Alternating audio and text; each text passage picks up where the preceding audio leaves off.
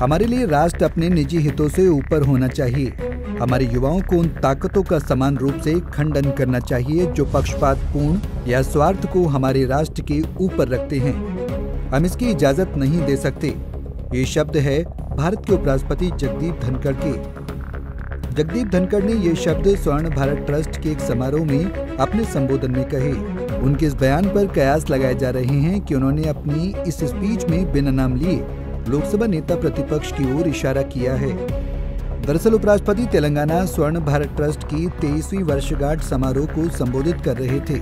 इस दौरान उन्होंने अपनी स्पीच में कई विषयों पर अपनी बात रखी, जिसमें उन्होंने विपक्ष पर तंज कसते हुए कहा कि कुछ लोग राष्ट्र हित से ऊपर निजी हितों को रखते हैं।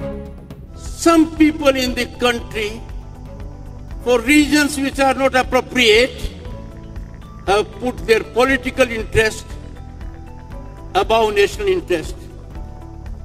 Let us hope and pray they get wiser.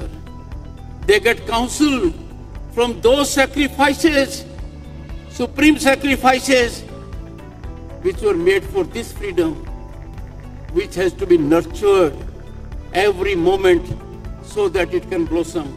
गौरतलब है कि उपराष्ट्रपति जगदीप धनखड़ ने शुक्रवार को एनएलयू दिल्ली में आईपी कानून और प्रबंधन में संयुक्त मास्टर्स और एलएलएम डिग्री के पहले बैच को संबोधित करते हुए भी ये बात कही थी।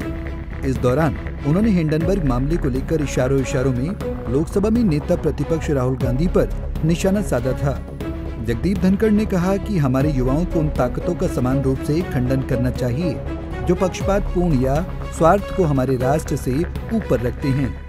उन्होंने अपने संबोधन के दौरान आगे चिंता व्यक्त की और कहा, संवैधानिक पदों पर बैठे लोग निजी हितों को देश से ऊपर रख रहे हैं, जो हमारी अर्थव्यवस्था को बर्बाद करने के उद्देश्य से फैलाया जा रहा है। जगदीप धनखड़ ने कहा कि आप कानून के विद्यार्थी हैं। मैं आपके लिए 2 विचार रखता हूं, मंथन कीजिए और पता लगाइए। विधायिका हो, कार्यपालिका हो या न्यायपालिका हो, संविधान द्वारा संस्थाओं की परिधि को भारतीय संविधान द्वारा परिभाषित किया गया है।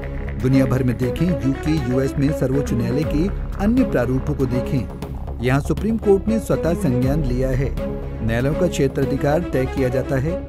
क्या संविधान में जो प्रावधान है उससे परे कोई उपाय बनाया गया है? संविधान अपीलीय क्षेत्राधिकार प्रदान करता है, ये समीक्षा भी प्रदान करता है, लेकिन हमारे यहाँ क्यूरेटिव पिटीशन भी है।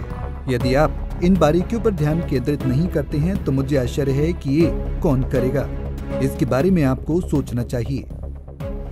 Jurisdiction of institution is defined by the Indian Constitution, be it legislature, be it executive, be it judiciary. Jurisdiction of courts is decided. Look around the globe, look the Supreme Court in the US, the highest court in the UK or other formats. Has there been suo motu cognizance even once? Has a remedy been created beyond what is provided in the Constitution? Constitution provides original jurisdiction, appellate jurisdiction. It provides review also. But we have curative. If you do not focus on these nuances, I wonder who shall do it. Think about it. I got extremely worried when a person holding constitutional position just last week declared in a well-publicized media, I would say, campaign, beseeching Supreme Court to suo motu invoke jurisdiction, to give wings to a narrative aimed at destroying our economy. You have to think about it. Write papers. I conclude, boys and girls, with 2 aspects. One, I will request the Vice Chancellor, the Registrar and the faculty to spare time so that I can receive each one of you in a batches of around 70 as my guest at Indian Parliament, so that you happen to see it yourself, where law is made, how things happen. बता दें, ये बयान उस समय पर आया है जब कांग्रेस पार्टी 22 अगस्त को हिंडनबर्ग मुद्दे देशव्यापी हड़ताल करने वाली है। कांग्रेस ने इन मुद्दे पर आने वाले विधानसभा चुनाव के लिए भुनाना चाहती है। कांग्रेस इस मुद्दे पर जेपीसी से निष्पक्ष जांच की मांग कर रही है। वहीं भाजपा ने इस हिंडनबर्ग रिपोर्ट को भारत के आर्थिक तंत्र को नुकसान पहुंचाने वाला करार दिया है। भाजपा ने इस मुद्दे पर कांग्रेस की सरकार को घेरा है। साथ ही कांग्रेस पर हिंडनबर्ग के साथ मिले होने के आरोप लगाए हैं। बहरहाल कांग्रेस इस मुद्दे पर सरकार को घेरने की कोशिश कर रही है। कांग्रेस ने इससे पहले भी कई बार भाजपा पर अडानी ग्रुप को लाभ पहुंचाने के आरोप लगाए हैं। आने वाले विधानसभा चुनाव में इस मुद्दे पर राजनीति के शोर रुख लेती, इस पर सबकी निगाहें बनी रहेंगी। Bureau report, Punjab Kesari TV.